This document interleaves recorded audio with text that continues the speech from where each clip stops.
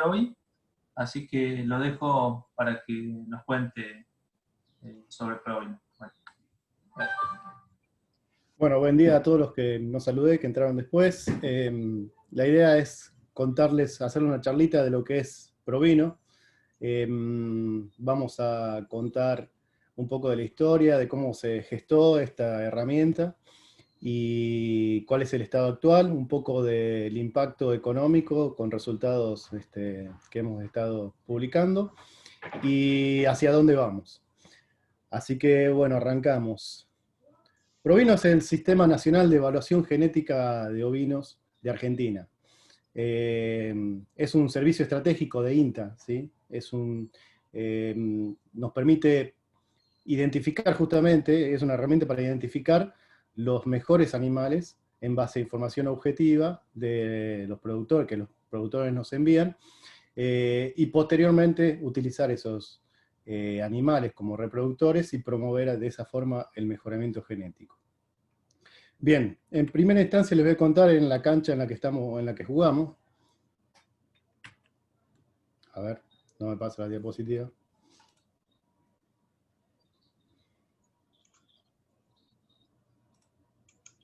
Ahí estamos. En el puntito rojo, como ven, ahí es donde estamos ubicados, en Bariloche. En este mapa de Argentina, cada puntito verde que se observa en el mapa son aproximadamente 1000 ovinos. Hacia el 2018, esto es según información de Senasa, contábamos con 14 millones de cabezas en Argentina. Si sacamos los corderos de esa cantidad, que son, digamos, la parte que se comercializa, nos quedan aproximadamente unos 12 millones de cabezas, de vientres. De esa cantidad de animales, un 11% corresponde a las razas laneras tipo ideal, corridel, que se ubican en el litoral.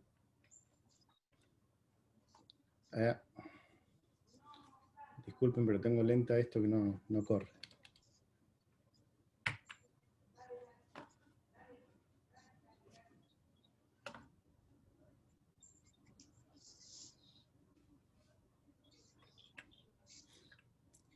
Ahí va, salió toda junta. Bueno, un 12% corresponde a razas más de tipo carnicero, ¿sí? Que se ubican en el zona centro del país. Estas razas son para producir carne, básicamente. Y un 63%, la mayor cantidad, se ubica en la Patagonia Argentina, ¿sí? Y corresponden a las razas más bien merino, corridel y sus derivados. El resto son razas más bien de tipo criolla o cruzas y que están en el resto del país. De todas estas razas, la mayoría produce lana, ¿sí? De esa lana que se produce, el 51% es lana considerada fina, que es la lana. La calidad de la lana se mide por la finura, ¿sí? Cuán fina es. Entonces las lanas que son de menores a 24.5 micras son consideradas finas. Un 47% de la lana que se produce en Argentina es de tipo cruza fina y corresponde a las razas más bien tipo corridel. Y un 2% corresponde a lanas fuertes, mayores a 32 micras, y son de las razas carniceras, más bien.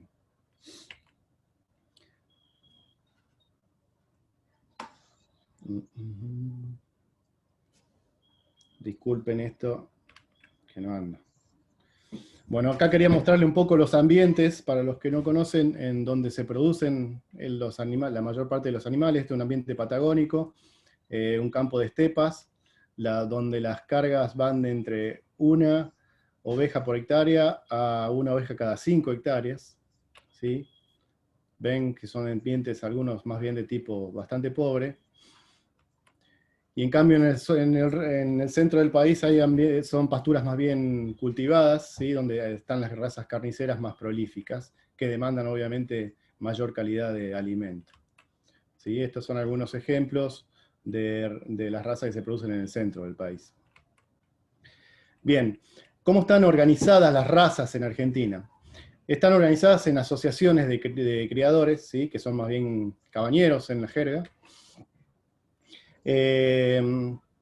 Dentro de cada raza existen lo que se llaman libros de pedigree, que son donde se lleva la genealogía, ¿sí?, de los animales. Una parte importante del trabajo que hacemos, ¿sí?, es recuperar esa información de genealogía. Ya vamos a ampliar eso después. En esos libros de pedigree suelen ser cerrados. Cerrados quiere decir que no se puede incorporar animales que no hayan sido hijos de animales de pedigree, ¿sí? Para un animal ser incorporado en esos libros de pedigree tiene que haber tenido un padre y una madre de pedigree. Hay una letra chica que se pueden incorporar animales luego de 5 generaciones de absorción, ¿sí? Estos son retrocruzamientos hacia el pedigree. Pero calculen que, por ejemplo, si tenemos 100 madres que queremos empezar un proceso de absorción con 100 madres, de esas 100 madres se nos preñan el 80%, paren ese 80%, la mitad van a ser machos, la mitad van a ser hembras. Los machos se descartan, nos quedan las hembras. O sea, ya en la primera generación tenemos un 60% menos de animales de los que iniciamos. En 5 generaciones no nos queda absolutamente nada. Así que es básicamente decir, por esta vía no va. En algunas asociaciones ya se hace un control de esa genealogía por ADN, ¿sí?, controles de paternidad, en otras todavía no. En algunos es opcional, y en otros casos es al azar, o sea, como para decir, bueno, te puede tocar, así que traten de no meter el perro. En prácticamente todas las razas existe la importación de reproductores. Gran parte del mejoramiento que se hace también viene por esa vía de importación, básicamente de Australia y de Nueva Zelanda. Esos animales automáticamente entran como animales de pedigree. Y cómo se comercializan y cómo se distribuyen los animales es a través de exposiciones rurales, donde hay competencias de reproductores, y básicamente es basado en toda la información fenotípica y de clasificación que hacen justamente clasificadores o inspectores, inspectores de las asociaciones. De a poco empiezan a incorporarse los DEPs para tomar algunas decisiones, para ofrecer otra información, pero básicamente la comercialización y la distribución de animales es en base a este tipo de eventos. Este es un ejemplo, ¿sí?, de todos estos animales que ven ahí en las fotos. Seguramente muy pocos tengan informaciones de valoraciones genéticas, pero bueno, de a poco, machacando y a martillazo, vamos tratando de que se vayan incorporando.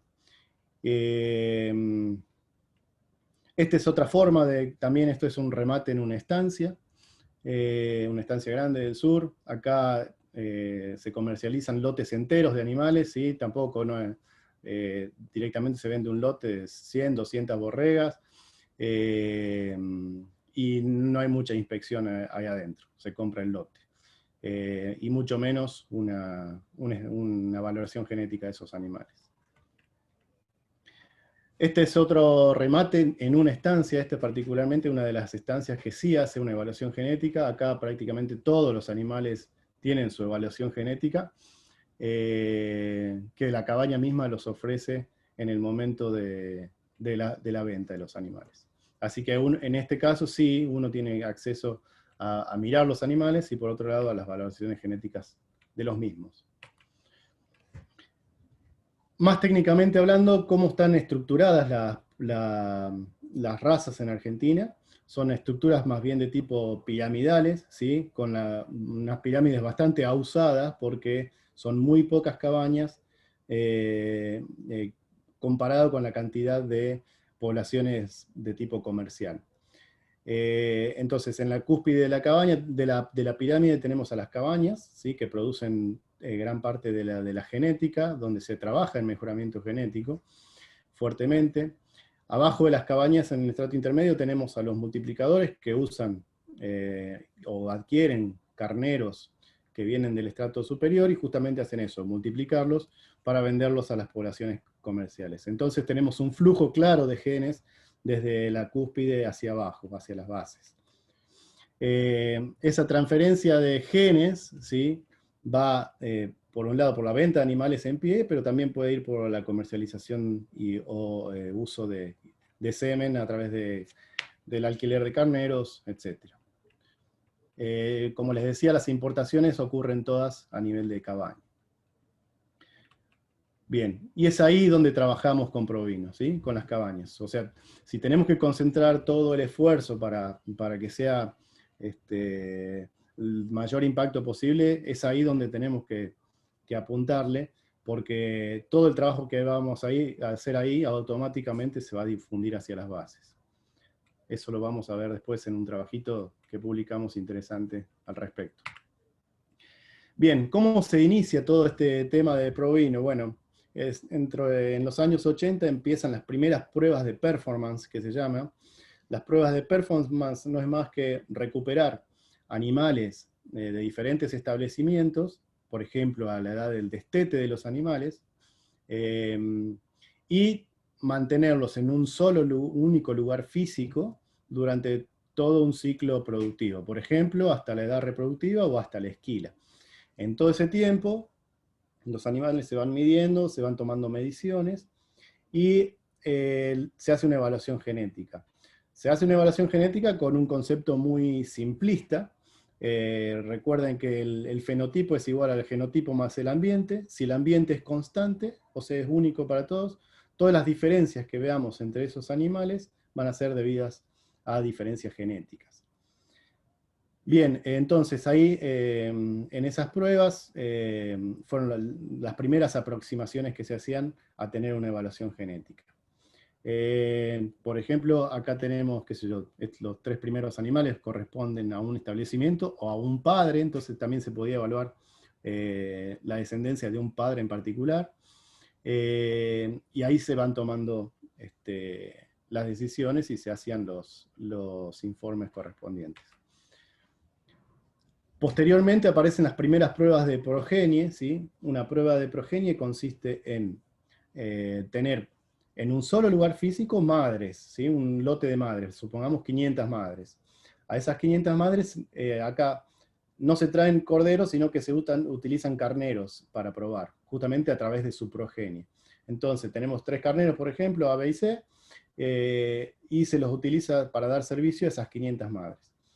Esas madres producen corderos, que son los corderos los que se miden luego durante todo un ciclo productivo. Entonces, después la idea es evaluar a los padres a través de sus crías. Bien, eso fue en la década de los 90, ¿sí?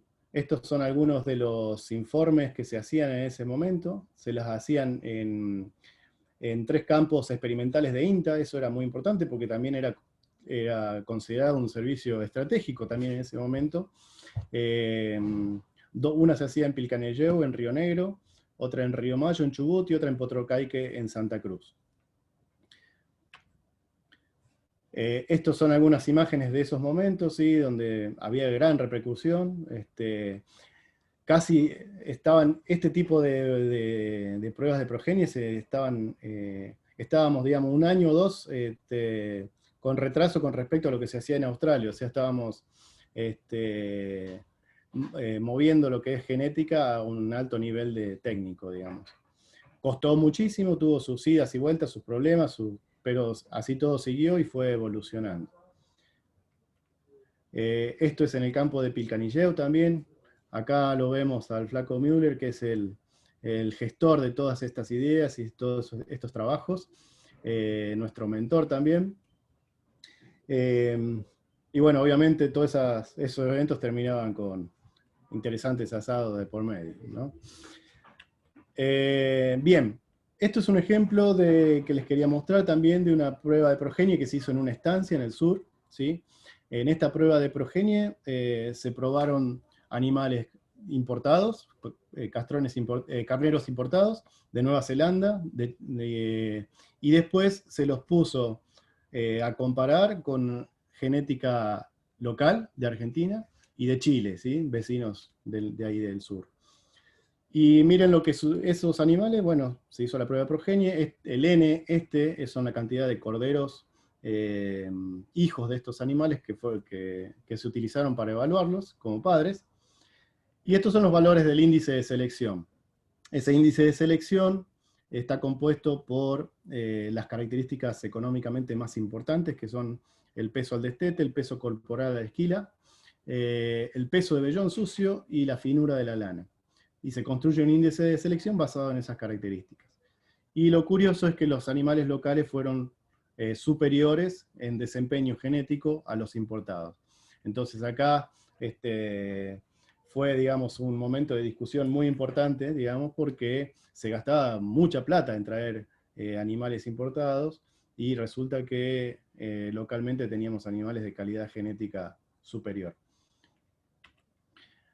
Después sirvió también para otras cosas, las pruebas de progenie. Por ejemplo, como les contaba recién, un padre importado de muy alto valor dejó progenie inferior a los padres locales. Después, por ejemplo, un macho que había sido comprado por mocho, el mocho es una característica dominante en merino, dejó la mitad de su progenie con cuernos. Eso quiere decir que el animal no era puro y que era heterocigota. Eso sirvió también para establecer algunos reclamos por ese animal. Y lo mismo con otro padre que, por ejemplo, dejó mucha progenie con fibras pigmentadas, ¿sí? Esto es un problema para el merino tiene que ser blanco, las pigmentaciones son castigadas y más a ese nivel de genética. Entonces, la prueba de progenie sirvió para hacer esos reclamos y que el productor que había adquirido ese animal sea compensado por ese tema. Así que tenían utilidades que iban más allá del objetivo inicial. Bien. Ahora, estas pruebas de progenie presentan algunas problemitas. Por ejemplo, implican costos importantes del mantenimiento de esos animales en esos lugares físicos, responsabilidades, porque también se están trabajando con carneros que son, por ejemplo, de muy alto valor, y bueno, pueden ocurrir cosas en el campo, como suelen ocurrir. Además, se pueden probar relativamente pocos animales por cada prueba. Y otra de las cuestiones importantes es que se demora su uso, porque hasta que los hijos de esos animales llegan a su primera esquila, pasó un tiempo considerable, el animal perdió un ciclo, por lo menos un ciclo de dar servicio a campo, en el campo que adquirió ese animal, por lo cual tenían sus dificultades. Entonces, el siguiente paso era evolucionar a lo que nosotros llamamos evaluaciones genéticas a nivel racial. Esto era beneficioso, avanzar hacia ese esquema, porque hace que las evaluaciones genéticas que se realizaban individualmente en cada uno de los establecimientos, ahora, y que no eran comparables entre sí, ahora puedan, ¿sí? Haciendo una evaluación conjunta, hacer que todos los animales que participan de la evaluación sean comparables entre sí. Asimismo, las exactitudes con las que se estimaban los valores genéticos para los animales también aumentarían, porque ya tendríamos un volumen de información más importante. Hay carneros que se utilizan compartidamente entre los establecimientos o se compran en conjunto, entonces eso también hacía que la evaluación de los mismos sea más precisa. Entonces se acuerda con las asociaciones de criadores la generación de una evaluación poblacional. Esto se facilitó básicamente a las pruebas de progenie, porque para tener una evaluación genética poblacional es fundamental que los establecimientos estén genéticamente conectados. Esa conexión genética se da por el uso básicamente de carneros en común. Entonces, las pruebas de progenie permitieron eso, o sea, que establecimientos que por ahí no compartían animales, pero en la prueba de progenie era un lugar donde funcionaba de nexo entre todos los establecimientos. Entonces, eso favoreció evolucionar hacia una evaluación poblacional. Además, como les contaba, hay animales que se compran en sociedad, Bueno, y también, ¿no?, otra de las facilidades es que los registros de pedigree estaban facilitados por la Asociación de Criadores o por la Sociedad Rural, y no por cada uno de los productores. Entonces eso también ordenaba un poco el sistema. Entonces se generan los primeros convenios con las asociaciones de criadores. En estos convenios se establecen que las mediciones las toma el productor, ¿sí? Las realiza el productor en el campo. Todo lo que es, básicamente se toman 3 registros, que son el peso corporal de los animales, se pesan los animales, el peso de vellón, que en la esquila se pesan los vellones, y en ese momento también se toma una muestra de lana que va a los laboratorios. Entonces, de eso se encarga el productor. Las muestras de lana las analizan los laboratorios certificados, que básicamente son 3 en Argentina. Las genealogías les proveen las asociaciones de criadores, como dije. La evaluación genética la realiza el INTA y se la entrega a la asociación, y la asociación es la que devuelve los resultados al criador. Por otro lado, también se convino en que los catálogos sean públicos, por lo menos la parte de evaluación de padres. Otros DEPs, como son los DEPs de borregos, borregas o de madres, esos son propiedad de los criadores y no son públicos. Y por este servicio el INTA cobra un arancel que se lo cobra directamente a la asociación, y la asociación cobra a los criadores por el servicio también de evaluación genética. Entonces esa es la lógica de funcionamiento dentro de la asociación. En esta tabla ahí están listadas todas las razas con las que actualmente estamos haciendo provino avanzado. Ahora les voy a comentar también que tenemos una versión básica y una versión avanzada. Esto es de la versión avanzada, que son los lotes que manejan pedigree. Como ven, hay un volumen de información importante que está pasando a través del servicio. Bueno, ahora quisiera contarles cómo funciona, ¿sí?, el servicio. Como les decía, hay 2 versiones de Provino, una básica y una avanzada. Provino básico es la versión más simple del servicio, y estima el mérito genético mediante la información de peso corporal, peso vellón y finura de la lana, ¿sí? Sin utilizar la genealogía. Esto evalúa lotes específicos, ¿sí? Por ejemplo, todos los machos nacidos en 2017, ¿sí?, que han sido criados a campo. Por ejemplo, ese sería un lote de animales. Hay un criterio, ¿sí?, para enviar a analizar este lote de animales, que los animales deben tener o 12 meses de edad o pesar más de 35 kilos de peso corporal, con más de 6 meses de lana, ¿sí?, y haber sido manejados en conjunto en un mismo ambiente. Estos criterios no son caprichosos, ¿sí?, también provienen de investigaciones que se realizaron en el INTA. Solo para mencionar, por ejemplo, lo de los 35 kilos, se vio que animales que... esto tiene que ver con el desarrollo de los animales. Se vio que cuando se superan esos 35 kilos, hay mucha más repetibilidad de los resultados en el tiempo que cuando los animales están desarrollados por debajo de ese pesaje. Así que no son caprichosos estos requisitos. Como le contaba, cómo funciona a nivel práctico. En el campo se toma el peso de vellón, el peso corporal, se toma una muestra de lana. En todas las ovejas se muestrean en el mismo lugar, en ese punto verde que se ve en la oveja. Esa muestra de lana va a los laboratorios de lana, ¿sí?, y el laboratorio mismo, ya contando con toda la información que viene del campo, más los análisis que se hacen en el laboratorio, devuelve un informe que se llama Provino básico, ¿sí? En ese informe está toda la información fenotípica. De vuelta, ahora les muestro acá, ahora les muestro con el informe mismo. Esta es la primera página del informe, donde hay información del productor, información del lote, y un resumen de los datos con sus promedios, desvíos, etcétera, para todas las mediciones que se realizadas, ¿sí? Y está también la unidad en la que se miden cada una de esas características. Esta tabla es ya el informe mismo de los animales, de la evaluación genética. no se asusten por los números, es simplemente para mostrarle la estructura del informe. En la primera columna están las caravanas de los animales, ¿sí? La identificación única de cada uno de ellos. Después tenemos los datos de campo en las dos siguientes columnas, eso es peso de vellón y peso corporal, son los datos fenotípicos.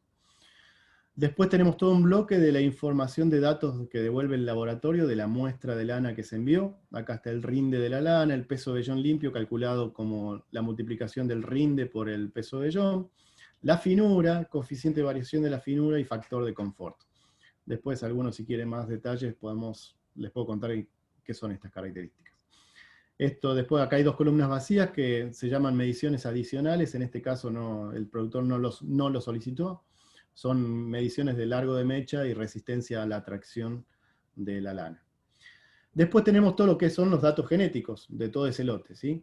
Para las tres características económicamente más importantes, ¿sí? Esto es el peso corporal, el peso de vellón limpio y la finura.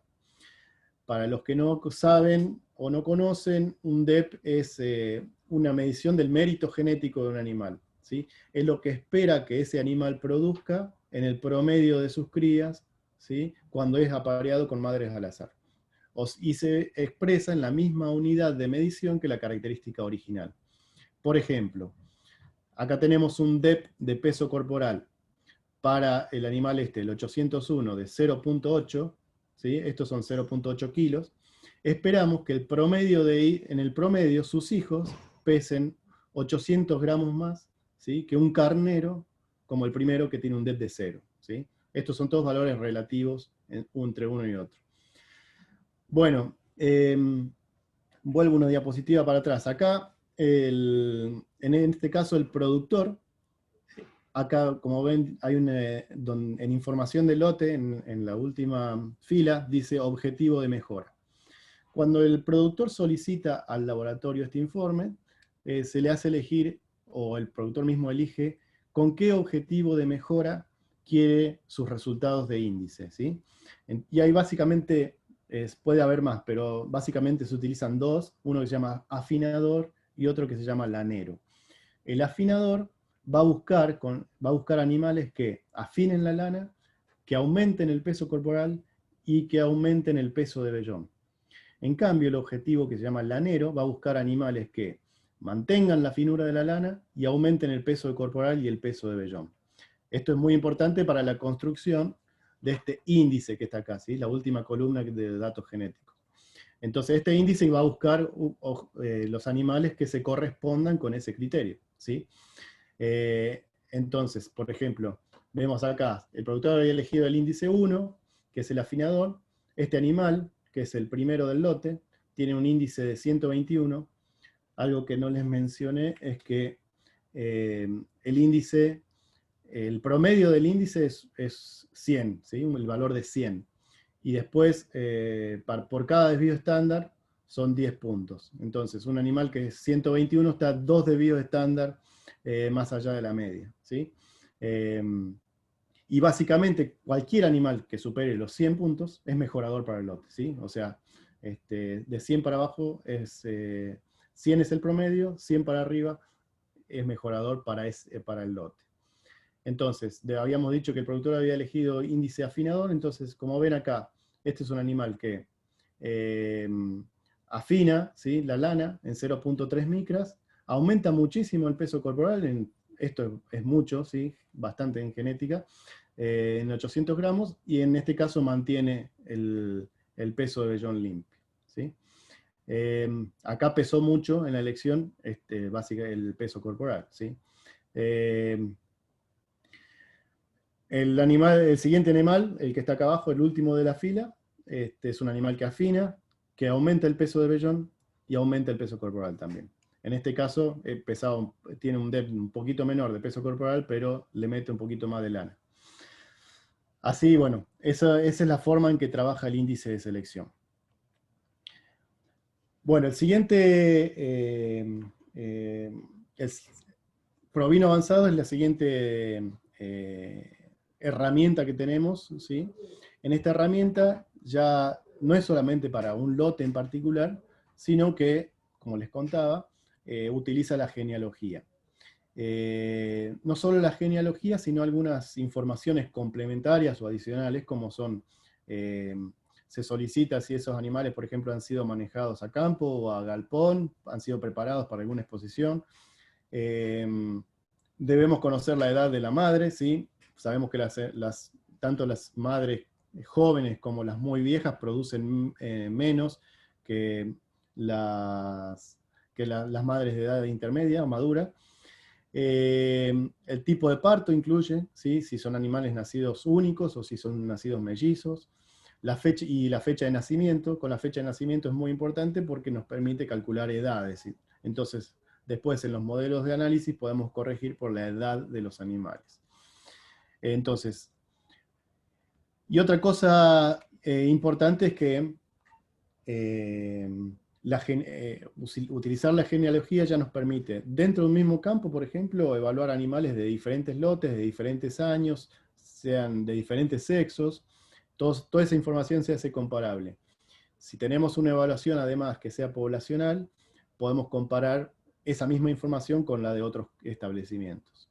Esas son las diferencias entre provino básico y provino avanzado. Entonces, ¿cuál es la utilidad de provino avanzado dentro de un plantel? Maximiza un poco más la precisión del mérito genético, ¿sí? La precisión que tenemos en la estimación de ese mérito genético se ve incrementada por ese animal ya no aporta solamente el cálculo de su mérito genético, no está calculado únicamente con lo que él mismo produce, sino por lo que producen también todos sus parientes. Entonces, la precisión del mérito genético es superior. Como les decía, permite comparar todo tipo de animales. Y además, otra cosa es que se permite monitorear cómo es el progreso genético, tanto a nivel de la raza como dentro de un establecimiento. Esto es de mucha utilidad porque permite ir sondeando cómo son las decisiones de selección dentro de un establecimiento. Es muy claro cuando, por ejemplo, se comete un error con elegir un carnero que al final no tenía un mérito genético importante, y cómo se cae esa tendencia en un determinado año, por ejemplo. Eso se ve en muchas ocasiones. Bueno, y facilita también la compra de reproductores, obviamente. Uno tiene como un certificado de calidad superior a que si no tuviera nada, ¿no? Bueno, esta es una diapositiva que la solemos presentar en todos lados, pero que es muy clara en cuanto a cómo se incrementa la precisión de la estimación del mérito genético de un animal cuando se va incorporando determinada información. Entonces partimos de una selección al azar, donde la precisión va a ser de 0, ¿sí? Porque es al azar justamente. Cuando incorporamos en un lote la selección visual, podemos llegar a empezar a tener una idea de lo que produce el animal, ¿sí? Pero esa precisión no es superior a un 30%. Este trabajo está basado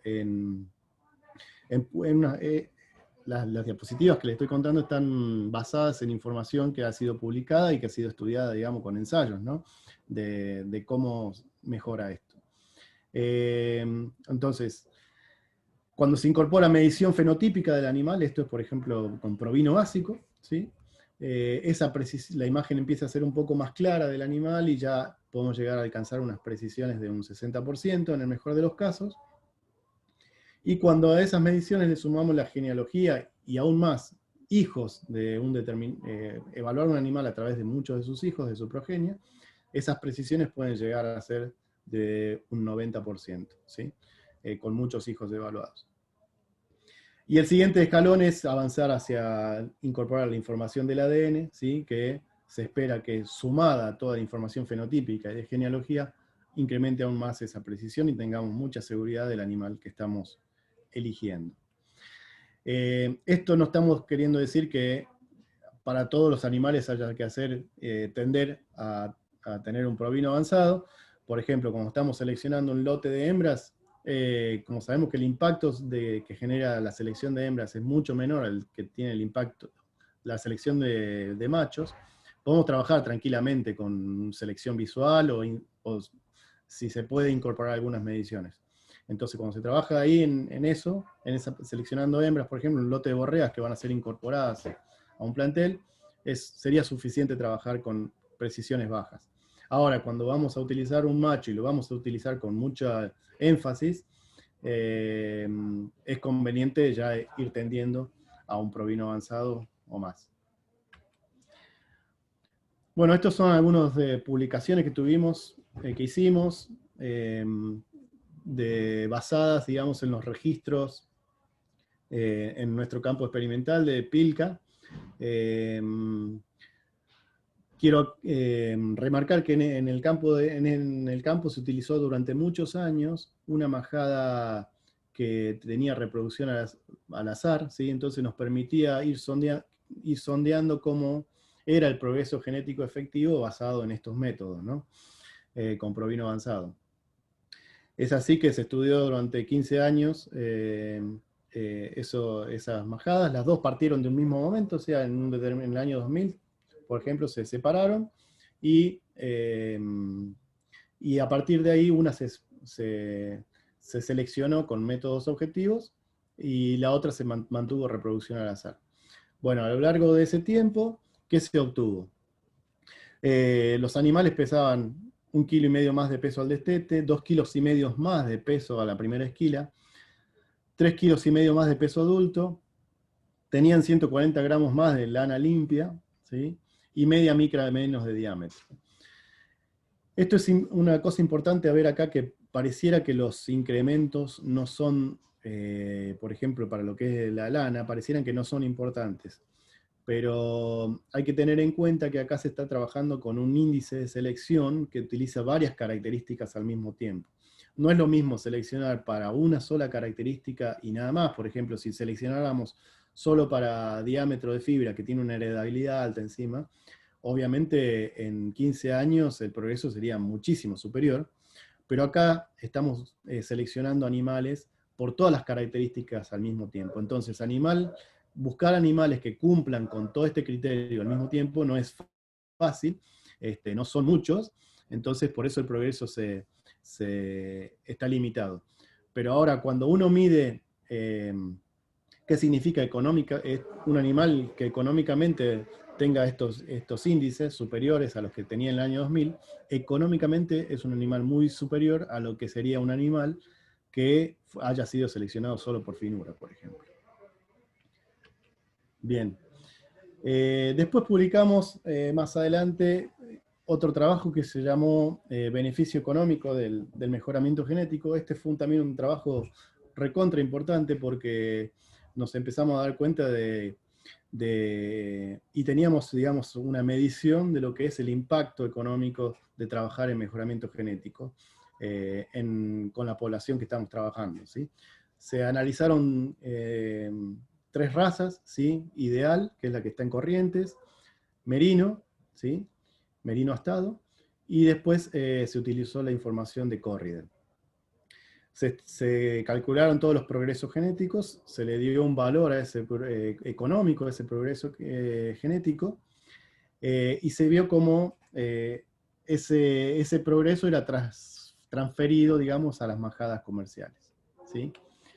Entonces, en ese trabajo, como les decía, se evaluaron esas 3 razas, se utilizó un horizonte de planeamiento de 20 años, ¿sí?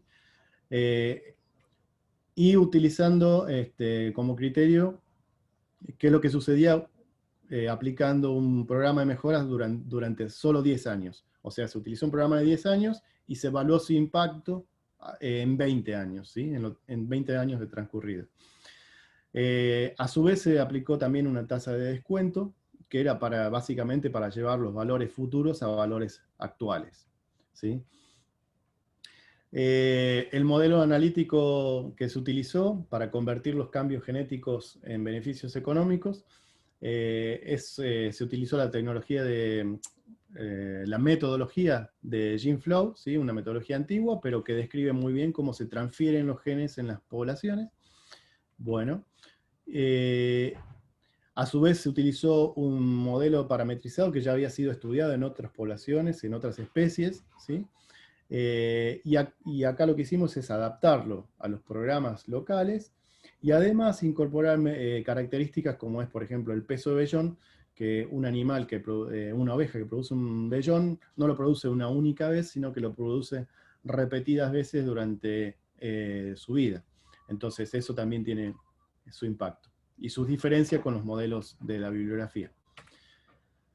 Bien, les dije que trabajamos con 3 razas. Esto es para merino astado, las características económicamente más importantes. ¿Sí? Acá tenemos en la de arriba el peso al destete y la evolución del peso corporal adulto. Y en la de abajo tenemos el peso de vellón limpio y la finura. La finura, les había dicho que cuanto más fino, la lana tiene mayor calidad. Por eso se busca que la tendencia sea a la disminución. Bien, eso era para merino astado.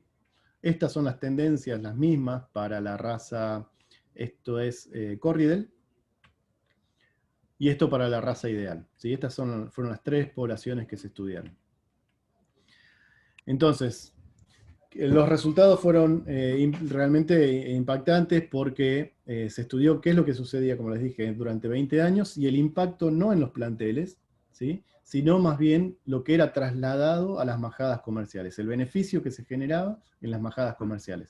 De la pirámide esa que les mostraba hacia abajo, qué es lo que pasaba en la base.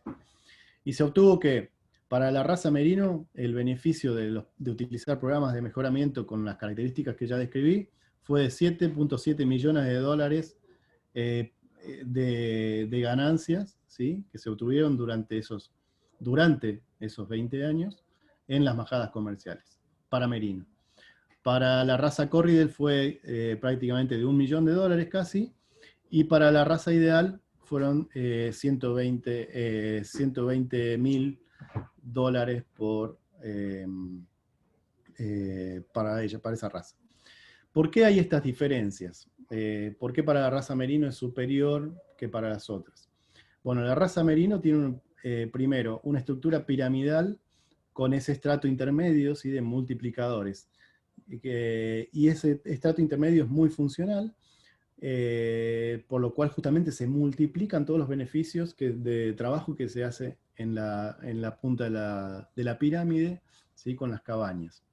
¿Qué pasaba con la Corriedale? La Corriedale, los progresos genéticos no eran tan importantes como los eran en la raza merino, ¿sí? Los productores como que todavía trabajan muy tradicionalmente y recién ahora se están empezando a incorporar, digamos, el uso de la herramienta con más énfasis. Pero con la información que teníamos hasta ese momento, las tendencias no eran tan importantes, por eso también el beneficio no fue tan importante como en la merino. Y en ideal lo que pasaba es que no tiene una estructura, la estructura piramidal tiene solamente 2 estratos, ¿sí? No tiene el estrato intermedio de multiplicación. Y lo que vimos es que, haciendo un estudio de simulación, que si hubiese tenido ese estrato intermedio, justamente el beneficio se multiplica sustancialmente. Entonces, si hay que promover algo, y si están dadas las condiciones, es totalmente beneficioso tener ese estrato intermedio. Para este trabajo también hicimos un análisis de sensibilidad para ver qué pasa cuando modificamos algunos de los parámetros, para bien y para mal.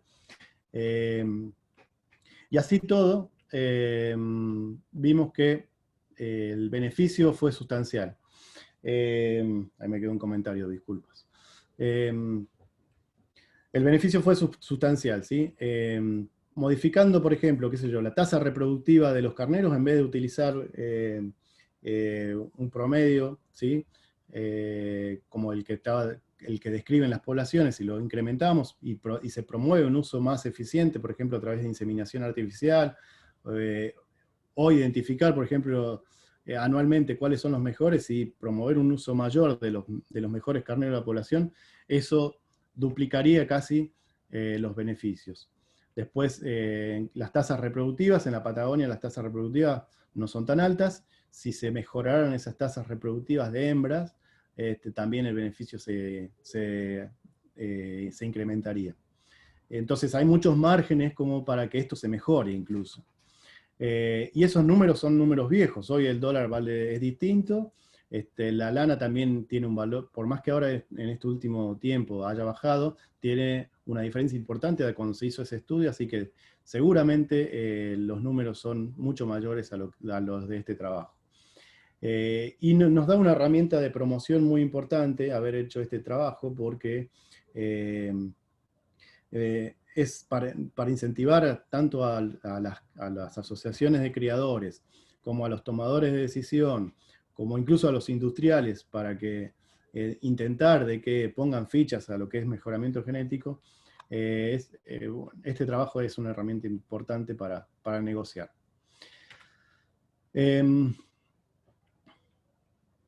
Bueno, y ahora que ya medio sobre el final quería contarles sobre las cosas que estamos pensando, que estamos viendo que se avecinan y estamos empezando a trabajar al respecto.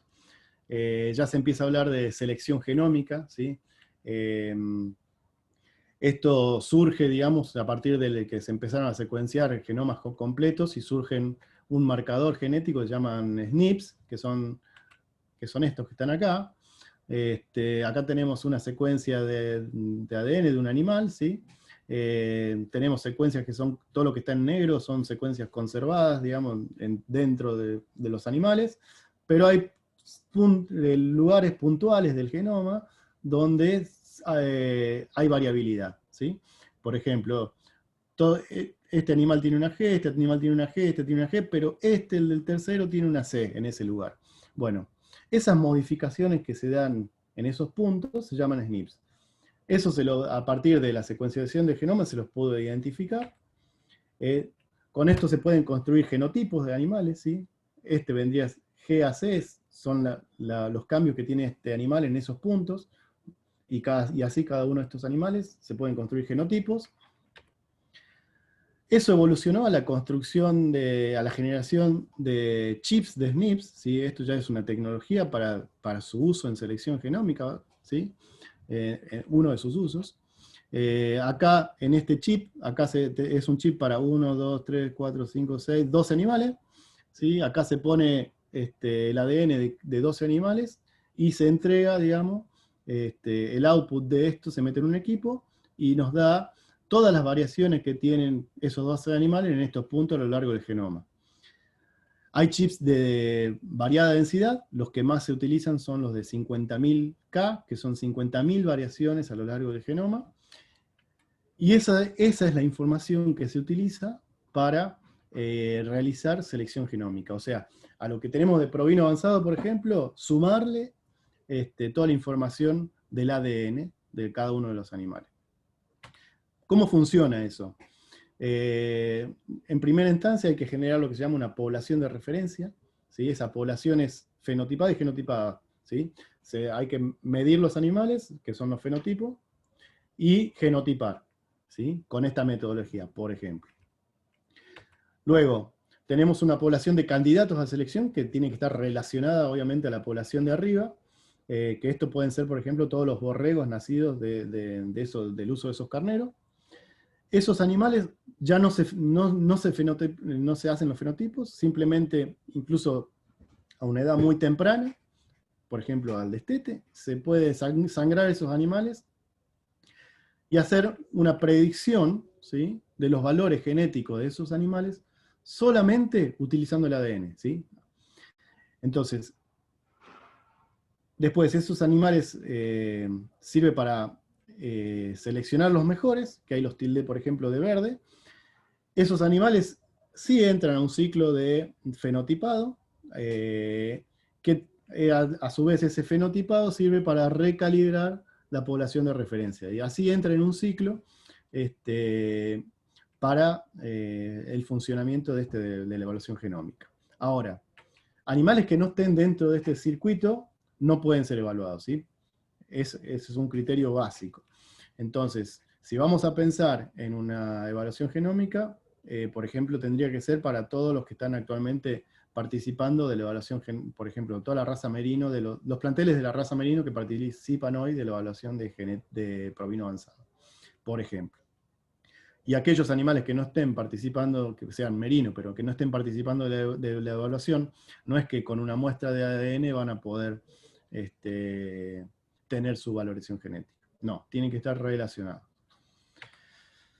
Bien, esta tecnología fue recontra importante en bovinos lecheros, ¿sí? Calculen que para tener, sin la metodología esta, para tener información de la producción de leche de un toro, hay que esperar que ese toro llegue a edad reproductiva, que tenga hijas, que esas hijas se desarrollen, lleguen a edad reproductiva y tengan lactancias.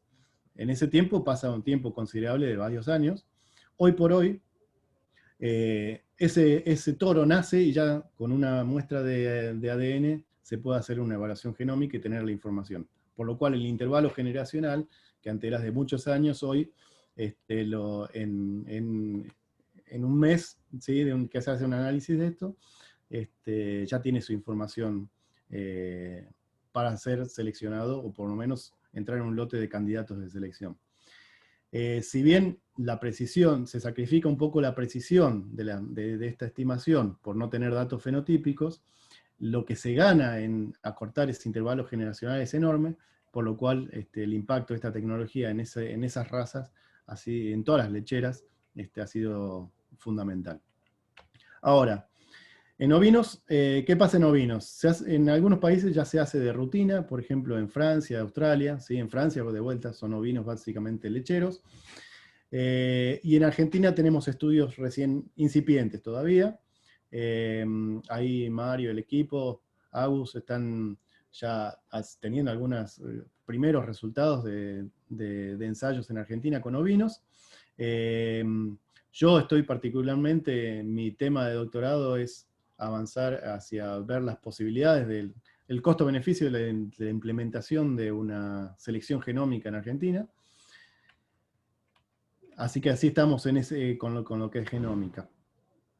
Como les decía que por simulación se estimó que se pueden llegar a tener precisiones muy altas para algunos caracteres, ¿sí? Pero a su vez abre otras posibilidades esto de la genómica. Por ejemplo, se puede incrementar la exactitud de los valores de cría para caracteres que son costosos de medir o difíciles de medir. Por ejemplo, si tenemos que ver el rendimiento de res, por ejemplo, de un animal, que hay que sacrificar el animal para tener esa valoración, con selección genómica podríamos estar aportando mucho a esa característica. Para valores de crías que se miden a edades muy tempranas, o en caracteres que no tienen información por ser limitados a un sexo, por ejemplo esto de producción lechera para un toro, también es la misma historia, podemos obtener rápidamente una medición de esos caracteres para esos animales. Y a su vez permite monitorear también ciertos desórdenes genéticos, o por ejemplo en el caso de merino, ver cómo es la conformación conformación genética de la presencia o ausencia de cuernos, ¿sí? De ver si hay animales homocigotas o heterocigotas para esas características. Bueno, como les contaba, antes de avanzar en la implementación de planes de selección genómica, es importante ver cuál es su beneficio potencial en las poblaciones como las nuestras. Para eso estoy trabajando también en mi doctorado, antes de largarse a hacer algo efectivo y porque esté de moda, hay que ver cuál es realmente la utilidad. Para eso las técnicas de simulación son muy importantes y es eso en lo que vamos a estar trabajando. Ahora, con rumiantes menores se presentan ya de entrada algunas limitantes para esta tecnología. Por ejemplo, algunos fenotipos son poco confiables, o, por ejemplo, el peso al nacer de los animales es una característica bastante difícil de medir. Aparte, tiene dificultades no solo con las cuestiones de manejo, de medir el peso al nacimiento, sino, por ejemplo, un animal que tomó o no tomó leche, bueno, en pesos que son no tan importantes, el que haya tomado o no leche o que se haya alimentado, hace que esa característica varíe, entonces, bueno, por ahí no es tan importante, hace que esos fenotipos sean poco confiables. O ausentes, justamente, el peso al nacimiento es una característica difícil de tomar, y hay muchos campos que ni siquiera lo toman, por ejemplo. Eso por dar un ejemplo nomás. Y los ovinos, comparado con los bovinos, por ejemplo, tienen un intervalo generacional corto, o sea, de que desde que nacen hasta que se han desarrollado reproductivamente, no pasa tanto tiempo, por lo cual la selección genómica también podría estar limitada en cuanto a ese beneficio. Y a su vez, hoy por hoy presentan un alto costo de genotipado por animal. No solo tenemos el costo del genotipado en sí, sino también el de la extracción de ADN, etcétera, que lo hace bastante salado, digamos, todavía para nuestro sistema. Pero sin embargo, son tecnologías que avanzan tan rápido que es probable que en poco tiempo todos esos costos disminuyan. Ya han disminuido a un 50% de lo que era hace un par de años atrás. Así que bueno, tenemos que empezar a conocer acerca de eso y estar preparados para lo que se venga. Eso ya lo dije. Y bueno, para finalizar, quiero presentarles al equipo que trabajamos como breeder, como mejoradores, que hacemos pro vino, ¿sí? Tenemos, obviamente, el equipo ampliado es mucho más grande de quienes están en el campo, tomando los registros de animales, favoreciendo evaluaciones genéticas.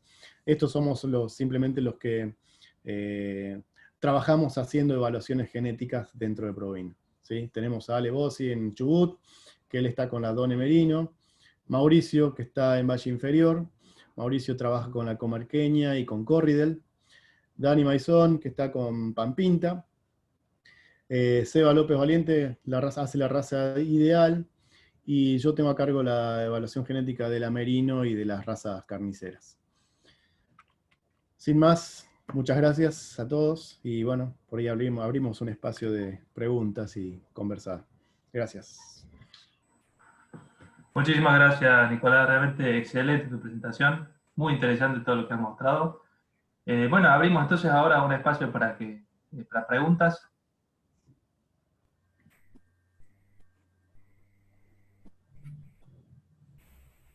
Nico, ¿me escuchás? Sí, vamos. Bueno, yo abro el espacio de preguntas. Estas preguntas siempre en general te las he hecho y las vuelvo a hacer. Posiblemente, bueno, antes que todo felicitarte por la presentación, fue muy clara. Y bueno, en el caso yo siempre la hago esta pregunta porque siempre se le hizo al flaco también, y siempre insisto con esto, ¿no? ¿Por qué ves o vos, cuáles son las causas de que vendría a ser gran porcentaje de las cabañas en Argentina no utilizan el provino como vendría a ser una herramienta acorde a lo que vos decís, el impacto que puede tener, ¿no? Esa es una pregunta de algún lado, digamos. Y si has pensado o han pensado en ver cómo ser esa herramienta para que el productor, darle un poquito más de promoción a esa herramienta para que el productor o los cabañeros empiecen a tomarla. Por otro lado, otra pregunta que siempre también me gusta saber, digamos, ver un poco el conocimiento o el avance o la implicancia práctica que podría tener el uso del consumo residual en las evaluaciones genéticas como un nuevo parámetro, como centros de progenies que se pueden generar en determinadas instituciones para evaluación del consumo residual o el RFI, para los que no están tan al tema. ¿Cómo lo ves la posibilidad de empezar a implementar este tipo de mediciones? Bien. Bueno, haceme acordar si me olvido algo. Bueno, las causas de por qué por ahí no está tan difundido. Por un lado hay muchos tradicionalismos todavía que hay que luchar contra ellos. De a poco la gente va empezando a incorporar un poco más este tema de tener valores de cría, básicamente porque van a comprar afuera y afuera miran lo que están comprando. Pero hay mucho tradicionalismo atado a las exposiciones rurales y mucho del negocio de la genética no pasa por tener animales más productivos, sino tener animales que cumplan con los criterios que busca el consumidor, ¿sí? Entonces, hay que luchar por eso y meter un poco más. Creo que nos falta mucha difusión también. Somos muy pocos los que trabajamos este tema. De a poco también el equipo se va ampliando y vamos empezando a tomar este tema para que se vaya incorporando. Las consultas, por suerte cada vez hay más consultas, hay razas que, por ejemplo, las carniceras están en un auge terrible y cada vez hay más consultas para empezar a trabajar el tema de evaluaciones genéticas, no tanto así en las razas más laneras. Creo que también hay un trabajo grande que tendrían que estar promoviéndose desde las asociaciones de criadores, que actualmente no ocurre. Así que esas son algunas de las causas por las cuales no se difunde tanto. Después, ¿qué podemos hacer para cambiar eso? Bueno, justamente creo que en este tiempo de que estamos con todas estas charlas de este tipo, así a distancia, podemos hacer un gran trabajo también de difusión. Hay canales que se han generado, por ejemplo, hemos visto que este chico Javier Lauría, que trabaja en Canal Rural y tiene algunos espacios de difusión muy importantes, hay un montón de gente que lo está viendo y que a través de él nos llegan también un montón de consultas, así que también considero importante no solo la participación nuestra, sino de todos para difundir todas las cosas que hacemos. Creo que nos falta mucho de eso. No somos buenos, realmente en INTA creo que no somos buenos vendedores de nuestras tecnologías, tendríamos que ser más hábiles en ese sentido. Así que bueno, esas son las limitaciones. Y después, con respecto a lo de RFI que me decís, lo considero, bueno, primero y principal, una característica importante para incluir.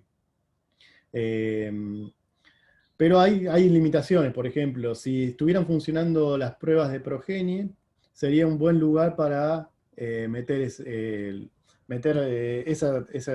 las mediciones de RFI en un lugar específico. Pero después ahora las evaluaciones genéticas son evaluaciones que están hechas dentro de cada uno de los establecimientos que participan. Entonces es como difícil tener un fenotipo para esa característica. Otra cosa que se puede hacer es, cuando se venga esto, si se viene o no, se implementa esto de la genómica, cuando se armen las poblaciones de referencia, empezar a pensar en incorporar, por ejemplo, el equipamiento para medir RFI en algunos sitios estratégicos y empezar a tener mediciones para eso, para después por selección genómica seleccionar por ahí. Pero bueno, eso ya es pensar bastante más a futuro. Nico. Sí. Muy linda la charla, che. Bueno, gracias.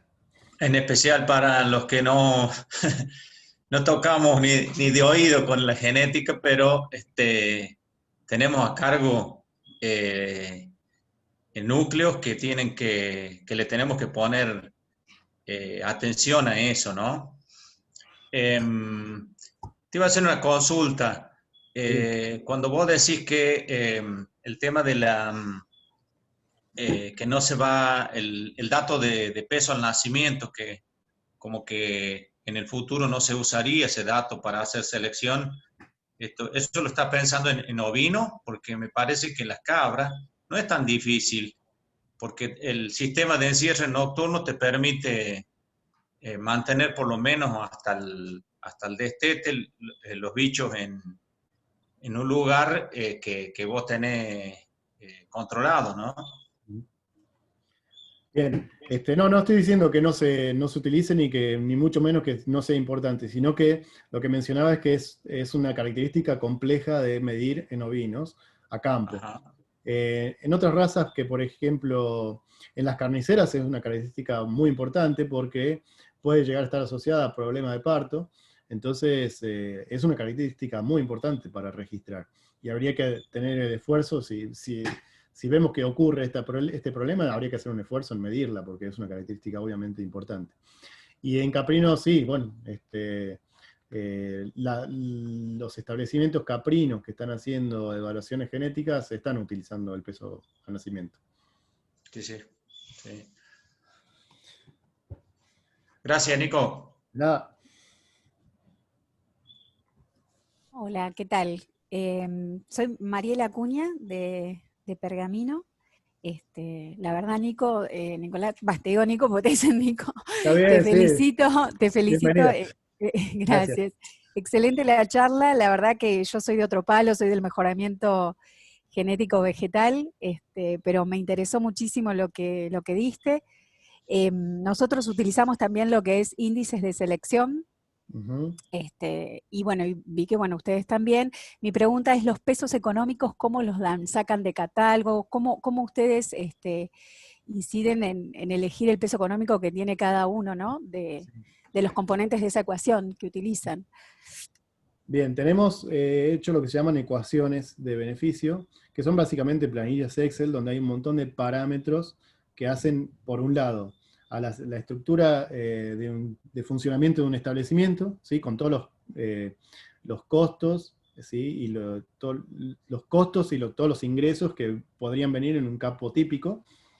Y a su vez vamos actualizando los precios de, por ejemplo, la comercialización, cuánto sale la carne de un cordero o de capón, o cuánto sale del precio de un kilo de lana limpia de una determinada micronaje.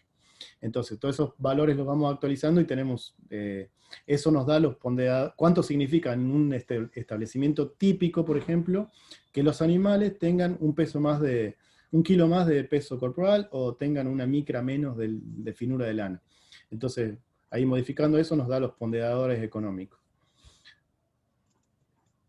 ¿Se entendió? Sí, sí, se entendió. ¿Sí? Bueno. ¿Cómo lo hacen ustedes, por ejemplo? No, nosotros depende, construyendo el índice, nosotros depende qué es lo que si queremos darle más, por ejemplo, de manera positiva al rendimiento en el caso de forraje, o quizás queremos destacar la resistencia a una enfermedad, entonces vamos manejando esos valores, pero nos cuesta definir. Sí, Justamente claro, por eso te preguntaba cómo claro. hacían esa ponderación. Ujú. Pero bueno, depende qué cultivar estamos por sacar o qué sintética estamos generando, el peso como lo vamos colocando. Claro. También Ahí. utilizamos bases de datos de muchos años, y bueno, vamos viendo qué importancia tiene y también la heredabilidad, cuánto incide, ¿no? En cada uno de los Sí, sí, claro. caracteres. Ujú. Bueno, muchas gracias. De Muy bueno. nada.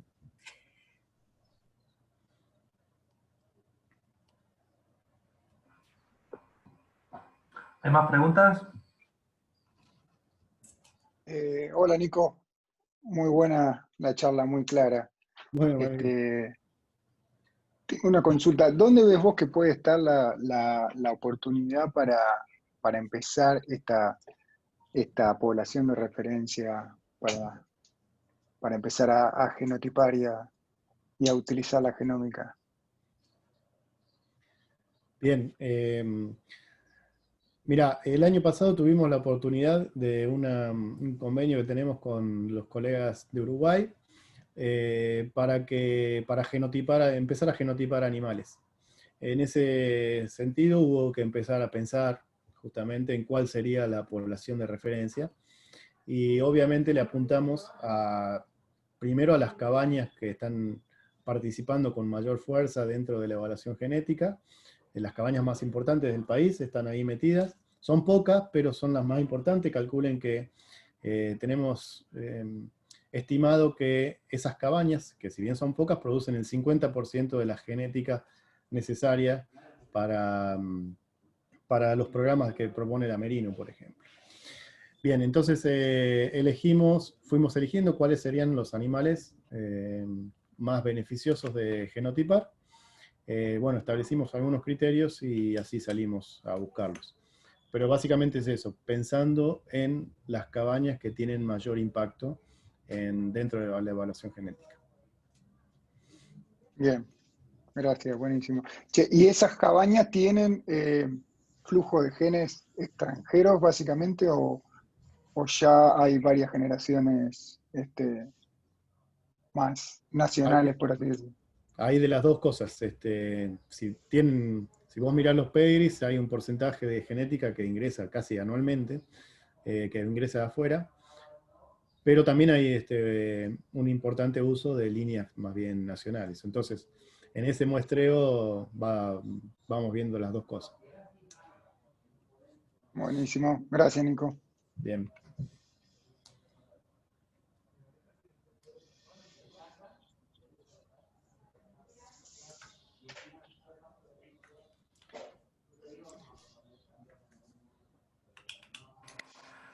Nico, me resultó muy interesante lo que mencionaste de selección genómica, estas particularidades que tiene los ovinos de la generación muy corta y cómo impacta eso en la posibilidad de adoptarla a la tecnología. Ujú. Uno pensaba que iba a tener impacto en cualquier especie animal la selección genómica, pero me resultó muy interesante. En otros países, ¿cómo ha sido la adopción de la generación de la selección genómica? Bien, hay países donde está de moda, obviamente, eh, y hay países que, bueno, y por eso, por estar de moda, lo hacen muchos. Eh, Otra cuestión es que los gobiernos por ahí también incentivan porque las evaluaciones genéticas muchas veces están promocionadas con políticas nacionales, entonces promueven esas tecnologías, obviamente son países europeos que tienen es la tarasca que nosotros no tenemos, pero de todos modos hay especies donde, te digo, en ovinos, por ejemplo, carniceros, todavía no se ha encontrado que sea de una gran utilidad por eso, porque eh, tenés intervalos generacionales muy cortos y la venta incluso de los animales los vendés al destete, o sea, ahí en 3 meses ya te lo sacaste de encima. Eh, entonces, hay especies y razas que por ahí no tienen un beneficio todavía aún claro, digamos. Pero bueno, también es una herramienta importante, como mencionaba también, para el tema de detectar algunos defectos, por ejemplo, lo de los cuernos en merino o la presencia de, qué sé yo, eh, animales con esto, también con todo lo que tenga que ver con la conformación del animal, por ejemplo, hay malformaciones, como le decimos boquinos, cuando muerden mal los animales, o algunas deformaciones de los cuernos, o algunas enfermedades. Todo eso se puede detectar fácilmente por genómica. Mm. Así que, ¿Alguna otra pregunta? Hola Nico, soy Tomás Vera. hola Quería Tomás, saludarte, gracias. felicitarte por la presentación muy clara. En realidad, preguntarte, yo trabajo en Cabras, digamos. Estamos un poquito más lejos que lo que presentás vos. Pero, digamos, eh, no sé si tendrás información, pero digamos, en alguno de estos aspectos que presentaste, fuera de los trabajos de los núcleos que hay en INTA de conservación, digamos, ¿hay algún otro trabajo que en Argentina se esté llevando adelante para, digamos, de manera similar a lo de alguna de las razas que mencionaste, pero en cabras? ¿Conoces algo, digamos? Te pregunto. Verá, ¿cómo es en conservación decís vos o en mejoramiento genético? El mejoramiento genético, por eso, fuera de lo que se lleva adelante en conservación Ah, está bien. del INTA, Sí. si, digamos, en caprinos conoces de alguien, alguna raza o de alguna cabaña que esté llevando adelante algún trabajo similar a lo que han llevado adelante ustedes allá en la Patagonia con algunas razas de ovejas. Bien. Mirá, tenemos algunas experiencias eh, más bien experimentales en campos experimentales de INTA. Por ejemplo, en caprinos criollos tenemos una evaluación que ya funciona hace varios años. Eh, Después tenemos algo que era experimental también de acá de Bariloche con caprinos de Angora. Eh, Eso ahora, por ejemplo, este último año se está montando todo el programa MOAIR, que se llama, que es un programa que involucra a 3 provincias, a Río Negro, Chubut y Neuquén, que es donde están básicamente los caprinos de Angora. Y con Nación incluso se está formando un programa de mejoramiento genético para toda la raza, digamos, promovido desde Nación, con el programa MOIR se llama. Y en ese programa MOIR no solo tiene que ver con la producción, sino que se promocionan el acondicionamiento de la fibra, la comercialización, todos aspectos de manejo desde la base. Y también hay una línea que es la de mejoramiento genético, que es con la que estamos empezando a trabajar. Eso es lo concreto. Después hay algunas experiencias menores con caprinos lecheros. Ahí en Salta se quiso empezar con algo, pero se discontinuó. Y bueno, acá está Daniel Maizón en la charla, que él ha estado con ese tema de las lecheras, él ha hecho alguna aproximación, por ahí tiene algo que yo no sé. Después ahí con las cabras de ustedes, ahí con Juan, en la posta de Hornillos, hicimos también una experiencia ahí de un pro caprino, que bueno, eso está obviamente experimental, pero también es una evaluación genética con cabras criollas de allá, del norte de Argentina. Y bueno, después se están empezando a montar algo con caprinos, acá la veo a Vale también, en Chaco, con caprinos con Boer. Así que si alguno de los chicos está ahí y puedan hablar algo, sumado. Con Provino, o sea, todo el sistema, todos los que hacemos Provinos, somos un grupo de genetistas. Esto va al margen de tu pregunta, Tomás. Ahí Roberto está levantando la mano. Hago un comentario, Roberto, y listo. Quería comentar que somos un equipo de mejoradores que trabajamos en todo el país y estamos recontra vinculados y actualizados en todas las metodologías y discutimos un montón todas las aproximaciones que vamos llevando a cabo, los nuevos desafíos. Y bueno, siempre estamos también ávidos de la incorporación de quien quiera sumarse al equipo. Realmente trabajamos muy bien en ese sentido. Así que estamos todos en sintonía y cualquiera de nosotros, de los que mencioné al final de la charla, podría haber dado esta charla también. Así que eso es importante también. Roberto.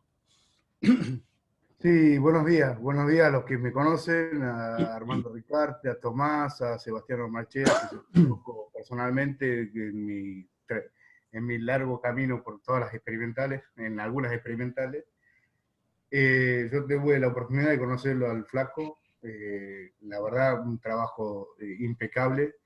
Qué bueno que ha conseguido gente que continúe su trabajo, porque muchas veces, que debe ser el caso de Salta, cuando se empieza un trabajo, la continuidad de que otro profesional continúe con el trabajo. Y lo que quería preguntarte, el tema del mejoramiento de la raza lechera que vos nombrás de cabras en Salta, ¿era con las Llanen lechera o era con las criollas? Porque yo tenía entendido que estaban trabajando mucho con Llanen en la experimental Salta, sobre todo Marcela y su equipo. Sí, creo que era ese lote. ¿Te lo puede confirmar Daniel? ¿Daniel está por ahí? Sí, estoy. Bien, buenos días a todos. Mirá, lo que están haciendo en este momento en Salta, nosotros no estamos interactuando con ellos. Lo único que puedo comentar es lo que se hizo en algún momento, que fueron algunos intentos de evaluaciones, pero no se avanzó mucho. Lo que en caprinos lecheros lo que está avanzando es provincia de Buenos Aires, y está avanzando básicamente a través de la ley caprina, que está tratando de aglomerar un grupo de 6 aproximadamente tambos grandes, que independientemente ya están haciendo controles lecheros. Y ahora nosotros los empezamos a usar para hacerles evaluaciones dentro de sus propios establecimientos. Pero para mí creo que es fundamental que la evaluación genética solo es una herramienta que dentro de un sistema de producción se utiliza si aporta ingresos. Entonces, por ejemplo, en Buenos Aires, donde están viendo la necesidad de que tienen que mejorar el nivel promedio y seleccionar correctamente los reproductores para poder seguir avanzando, miden la producción de leche. Ahora, donde eso no hace diferencia, es muy difícil a alguien decirle, A mí, discúlpenme, voy a hacer un chiste que es, bueno, no lo voy a hacer. Es como decirle a alguien, ¿por qué no haces tal cosa? Y hacer todo un ciclo de ¿para qué lo va a hacer? Si dice, pero si yo ya estoy bien. Entonces, si uno está bien, no va a hacer nada. Entonces, el mejoramiento genético en caprinos, me parece que en la medida que se pueda, dentro del predio, orientar, en algunas circunstancias es suficiente. Pero donde hay cuencas que requieren mejorar el nivel de producción para achicar el margen de pérdida y aumentar el de ganancia, es importante que se haga. Bueno, no sé si con esto respondo un poco a tu pregunta, pero bueno, no, casi nada. No sé, habría que contactarse con Marcela a ver qué están haciendo.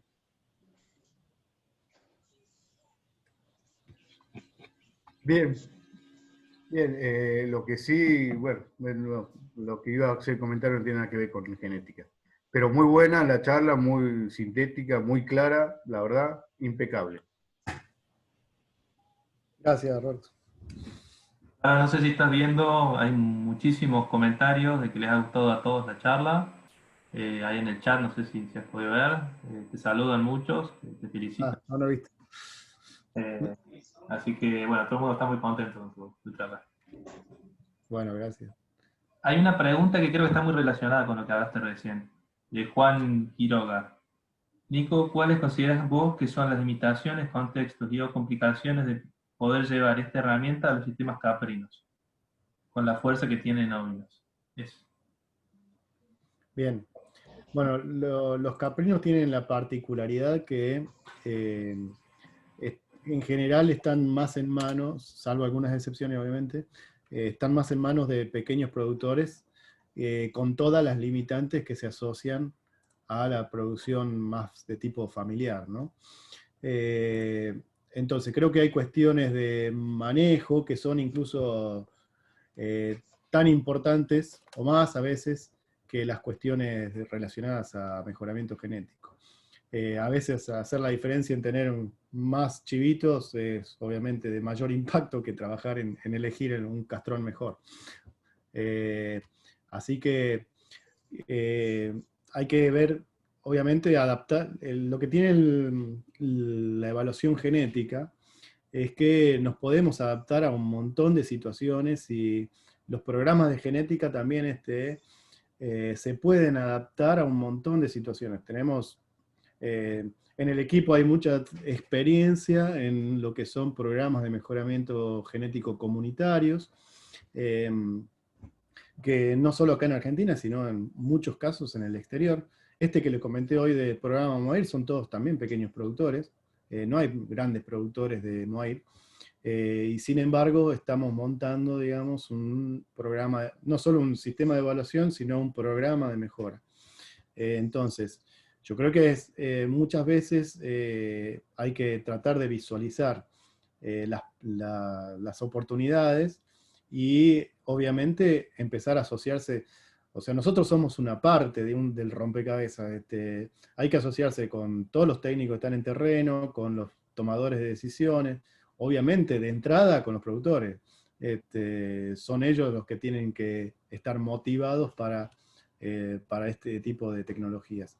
Pero eso es una de las grandes cosas que por ahí a veces se piensa en que es imposible llevar estas cosas, o que hay cosas más importantes, pero se pueden hacer. Y otra cosa importante que me gustaría mencionar es que por ahí el entrar a laburar en genética nos abre puertas para otras cosas. O sea, la genética es re marketinera, como sabemos, pero nos da la puerta de entrada para trabajar otras cosas. Y eso es importante también. Todas las cuestiones de manejo, de infraestructura, qué sé yo, se pueden venir atadas por haber entrado a trabajar en genética. Así que eso es importante que todos manejemos esa información, ¿no? Y nos vinculemos obviamente con los que están trabajando de terreno y con los productores más, con más importancia, obviamente.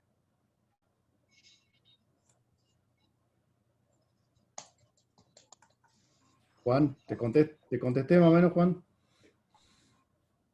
Sí, Nico, sí. Yo por ahí también agradecerte la charla, espectacular, la verdad. Está bueno siempre retomar todo esto. Por ahí, sumando a lo que vos estabas comentando, un poco la consulta iba a eso, digo, ¿por qué hay tanta diferencia? Digo, ¿cuáles son las grandes complicaciones, no? Yo veo que hay todo un sistema muy aceitado, o por lo menos muy aceitado en ovinos, con el tema de lana, de carne, y en caprinos, digamos, como que estamos unos pasos para atrás, y bueno, un poco ver eso. Creo que la parte que me dijiste vos, que es la genética por ahí es marketinera, y puede ser una pata de entrada para otras cosas, para otros temas a tratar también ahí en caprino, es una muy buena herramienta. Un poco era eso la pregunta, pero sí. Para mí está contestada. Gracias, Nico. Muchas gracias. Acá Tomás Vera también pone otro comentario. Dice, Nico, creo que sería interesante realizar una charla sobre mejoramiento genético participativo. Bien. Bueno, ahí tenemos, lo podemos invitar al Flaco Müller, que es nuestro, como ya lo dije en la charla y puse su foto al final, él es nuestro mentor, digamos, en él nos va, toda la experiencia de él la vemos volcada en lo que estamos haciendo ahora. Y bueno, él es uno de los que mayor experiencia tiene en implementación de estos tipos de planes de mejora participativos. Y puede contar experiencias, digamos, no solo en Argentina, sino en otros lugares del mundo. Por suerte, muchas de las cosas que hace el Flaco las publica, entonces nosotros podemos tomar toda esa experiencia y volcarla también a diseñar, digamos, en Argentina otro tipo de programas participativos. Pero sí, Tomás, podemos pensar en armar algo al respecto. Sí, en la misma red, si quieren que armemos una charla, lo invitamos y ponemos algo en la agenda, quizás para el año que viene.